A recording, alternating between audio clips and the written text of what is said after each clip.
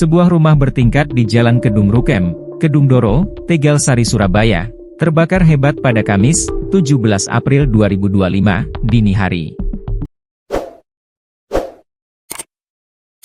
Kebakaran itu menewaskan dua orang, yang terdiri dari ayah berinisial WO, 69, dan anaknya, Suci Ramadan alias SR, 36. SR diduga kuat terjebak dalam kepulan asap hingga akhirnya meninggal karena lemas di dalam rumah yang terbakar, saat hendak menyelamatkan orang tuanya terlebih dahulu. Menurut Ketua RT 03 KRW 07, Kedung Doro, Suprapto, 49, SR sempat berupaya mengevakuasi ibunya, As, 65, untuk melompat dari loteng lantai 2 rumahnya, lalu menyusuri genteng atap rumah tetangga di sebelah rumah.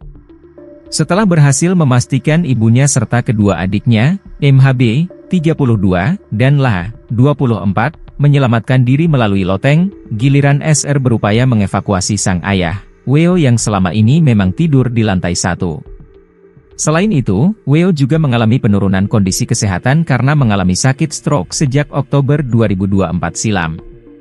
Suprapto menduga kuat korban SR berupaya kembali turun ke lantai dasar rumah mereka yang menjadi pusat dan sumber kebakaran. Namun, karena kepulan asap beraroma pekat nan beracun itu telanjur menyeruak memenuhi seluruh area lantai dasar rumah lalu berpindah ke lantai 2 rumah, SR mengalami keracunan gas hingga pingsan di depan kamar lantai 2, dan akhirnya meninggal dunia.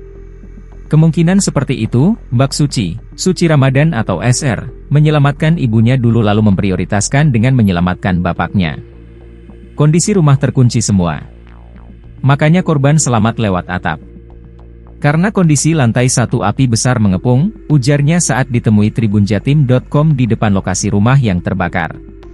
Berdasarkan informasi yang diketahuinya, Suprapto menerangkan, kobaran api berpusat pada area lantai 1 rumah tersebut.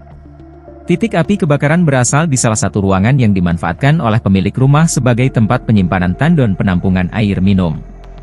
Keluarga WO selama ini diketahui membuka usaha penyedia air minuman isi ulang. Selain itu, mereka juga berjualan tabung isi ulang gas LPG 3 kg. Menurut Suprapto, saat itu api membakar dua komponen tandon penampungan air mineral isi ulang.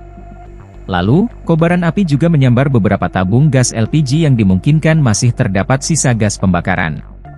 Api awalnya ada di ruangan untuk isi ulang air.